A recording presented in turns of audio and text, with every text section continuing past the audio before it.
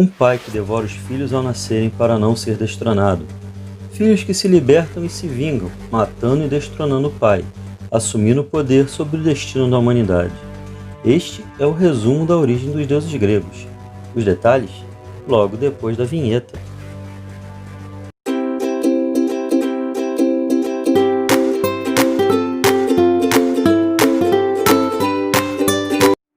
Bom pessoal, antes de começar não se esqueçam de deixar um like, se inscrever no canal e ativar o sininho, que isso ajuda muito a gente. Agora vamos para o vídeo. Do caos surgiram Gaia, a Terra, e Urano, a abóbada celeste. Estas duas divindades, ao contrário do caos, possuíam corpos astrais, e deles nasceram os titãs, Oceano, Crio, Céus, Hiperion, Jápeto e Cronos. E as titânides, Theia, Reia, Temis, Mnemosna, Febe e Tétis, cada um dando forma a um elemento de nosso planeta. Também são seus filhos os gigantes de um olho só, conhecidos como Ciclopes, e os gigantes de 100 braços, chamados de Hecatônqueros.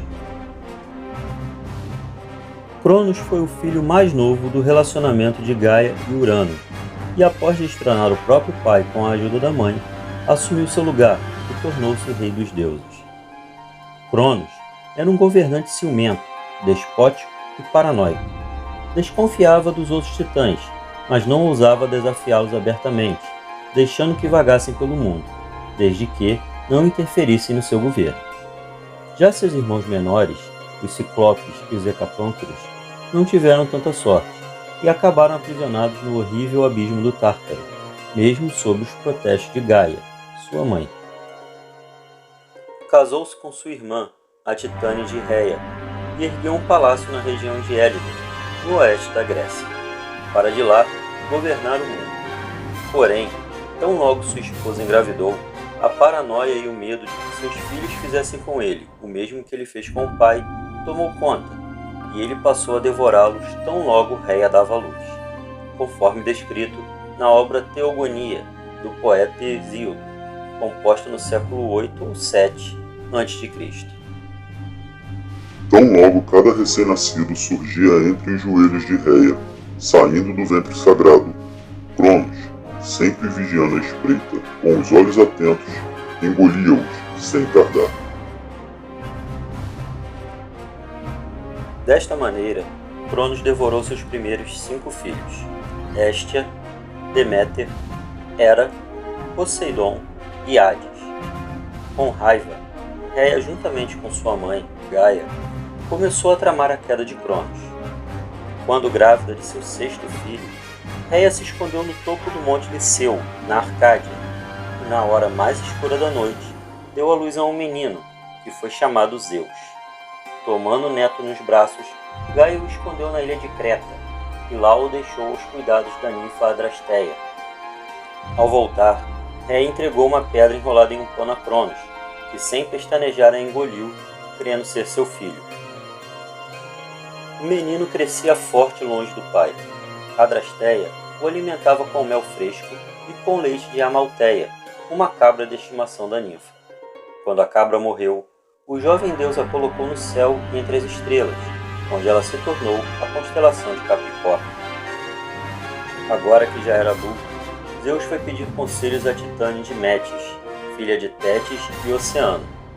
Não se sabe o motivo pelo qual a deusa da astúcia resolveu ajudar. Talvez por estar farta dos desmandos e devastações do Senhor do Tempo. Mas ao receber Zeus, o aconselhou a não atacar o pai abertamente, e sim oferecer-se como um simples servo. Em seguida, o entregou uma poção mágica, recomendando que a colocasse na bebida do pai.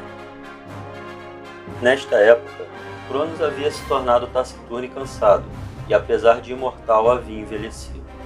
O tempo, ironicamente, fizera mal ao Senhor do Tempo. E nesta época, Zeus estendeu a taça envenenada, tendo junto ao néctar a poção dada por Metis. Cronos bebeu, e em instantes uma convulsão horrenda tomou seu corpo, e fez com que vomitasse seus filhos que havia devorado.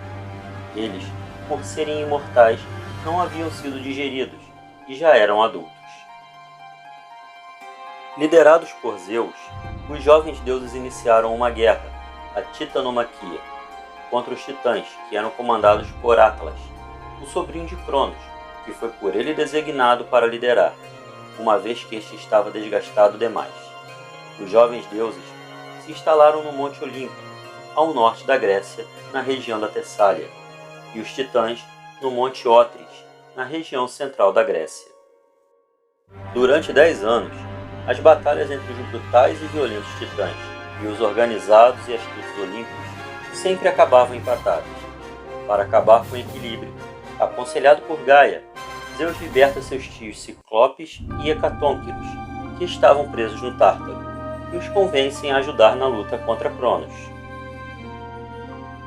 Os Ciclopes, sendo grandes ferreiros, presentearam os olímpios com armas mágicas, entre elas o relâmpago, que se tornou a arma preferida de Zeus, o tridente de Poseidon e o elmo da invisibilidade de Hades. Comandados por Zeus, os gigantescos hecatônquiros marcharam contra o Monte Otris, soltando urcos terríveis, e a batalha foi assim descrita por Hesíodo na Teogonia. O mar infinito gemia, a terra retumbava forte. O próprio céu estremecia sob os golpes dos imortais. O estrondo dos pés e a gritaria terrível dos assaltos brutais chegava até as profundezas, enquanto os imortais lançavam dardos sibilantes uns contra os outros. O relâmpago de Zeus incinerava as florestas nas encostas do monte e fazia ferver a água dos rios. Cada hecatônquiro lançava em um só instante uma centena de pedregulhos contra as fileiras dos titãs. A batalha estava vencida e a era dos titãs havia chegado ao fim. O mundo então foi dividido entre os 3 irmãos olímpicos, Zeus, Poseidon e Hades, ficando Zeus governando os céus, Poseidon os mares e Hades o submundo. Cronos foi aprisionado junto com vários titãs nas cavernas subterrâneas, e os hecatônquiros Goto e Gyges ficaram de guarda às portas do Tártaro. A recompensa pela ajuda de Metis e Reia foi a liberdade das titânicas. Hélios, o Sol, Selene, a Lua, Eos, a Aurora, todos filhos dos titãs Hipérion e Theia, receberam o perdão olímpico e passaram a integrar a nova ordem. O grande oceano, que se manteve neutro na guerra, foi deixado em paz. Já Atlas, que foi o comandante em chefe dos titãs, teve uma punição exemplar e foi condenado a ficar de pé sobre uma montanha no norte da África, segurando para sempre nos ombros todo o peso do céu. Agora, o mundo era governado do Olimpo, e os 12 deuses que passaram a habitar o monte são Zeus, com o poder de controlar o tempo e lançar os raios, causar chuva, imitar as vozes das pessoas, transformar-se em animais ou em outras pessoas. Era o deus mais poderoso, o governante do Monte Olimpo, o rei dos deuses gregos. Controlava a ordem, a justiça e era ele quem ditava as regras. Hera, irmã e esposa de Zeus, rainha dos deuses, deusa da maternidade, do casamento e protetora das esposas, possuía uma personalidade vingativa, tendo provocado diferentes ações raivosas devido às traições de Zeus com outras mulheres. Poseidon, irmão de Zeus e Hera, deus dos mares, oceanos e lagos, capaz de controlar criaturas aquáticas, teletransportar-se e mudar de forma. Possuía um temperamento estável e, quando bravo, causava caos, com terremotos e maremotos, usando seu tridente. Era casado com Anfitrite, mas também se relacionou com Medusa, Gaia, Afrodite e outras. Atena, filha de Metis e Zeus, deusa guerreira, sábia e justiceira, deusa da sabedoria, das artes e da guerra, equilibrada e estrategista, ao contrário de seu irmão Ares. Ela via as guerras como um espaço para conquistas sociais e políticas, e não apenas para brutalidades. Era também a protetora de cidades, como Atenas. Ares, filho de Hera e Zeus, meio-irmão de Atena, era visto como um deus violento e vingativo, sendo considerado o deus da guerra. Nasceu da inveja e do desejo de Hera, que não gostava da proximidade entre Zeus e Atena. Era o oposto da irmã, tendo um comportamento bastante agressivo, impulsivo e pouco voltado para a defesa da justiça. Chegou a se relacionar com Afrodite, mesmo esta sendo casada com seu irmão Hefesto.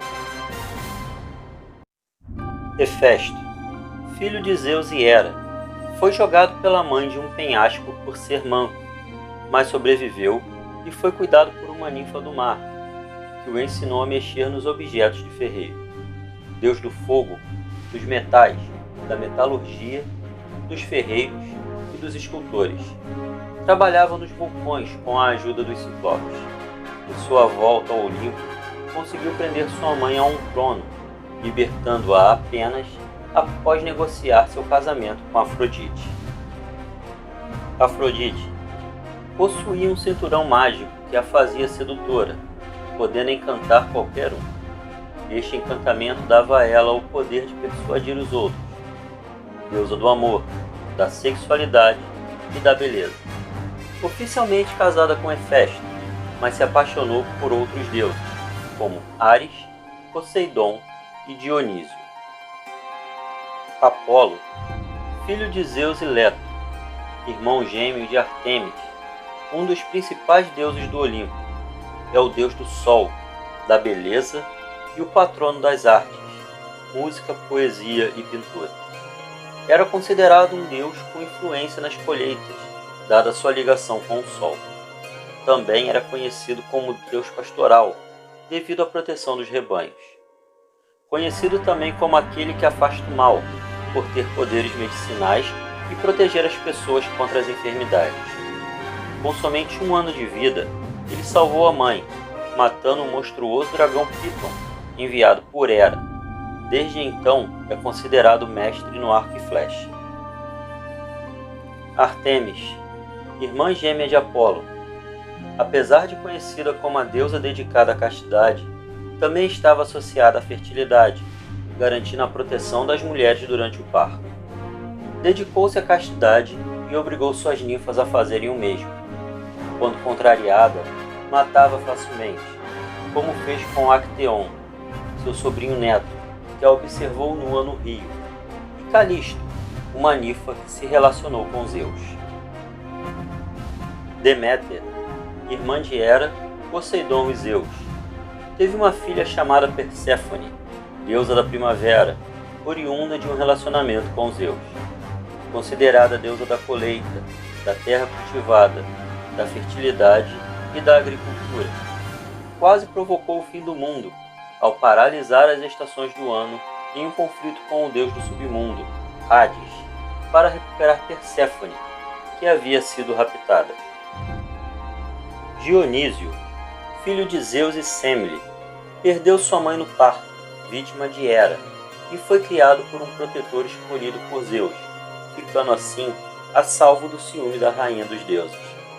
Aprendeu a fazer vinho quando pequeno, descobrindo como plantar uvas e produzir diversas variedades de vinho. Por isso, virou o deus do vinho, das festas, da alegria, do teatro, da natureza, dos ciclos vitais, da fecundidade. Casou-se com a princesa Ariadne. Hermes, filho de Zeus e da ninfa Maia, era visto como um deus brincalhão e malandro, podendo usar isso para o bem e para o mal. Era o mensageiro dos deuses, deus do comércio, da riqueza e da sorte. Também era o deus do esporte, da astronomia e da astrologia. Hermes também era o responsável por guiar os mortos ao submundo do deus Hades. Hades não reside no Olimpo, pois na divisão dos reinos coube a ele cuidar do submundo. Mas, nas batalhas contra Cronos e os titãs, lutou entre os olimpianos, ao lado de seus irmãos Zeus e Poseidon. Deus do pós-morte, senhor do submundo, Deus mais temido entre os mortais. Quase causou a destruição do mundo ao sequestrar, com autorização de Zeus, Perséfone, filha de Deméter. Hades não é o deus da morte, mas é ele quem dá a sentença dos julgamentos. E isso é o que causa o pavor dos homens, com relação ao Deus que decidirá o destino de suas almas. Bom, galera, é isso aí. A mitologia grega é muito farta e com certeza voltaremos a esse tema, contando as sagas de deuses, semideuses e heróis. Mas enquanto isso não acontece, dá uma olhada nesses dois vídeos, um que o YouTube separou para você e um que eu tenho certeza que você vai gostar. E para eu poder dar sequência nos vídeos, que são para seu entretenimento, eu preciso do seu like, e compartilhe o vídeo e se inscreva no canal, para que ele possa crescer e ficar cada vez melhor para você. Um forte abraço e até o próximo vídeo.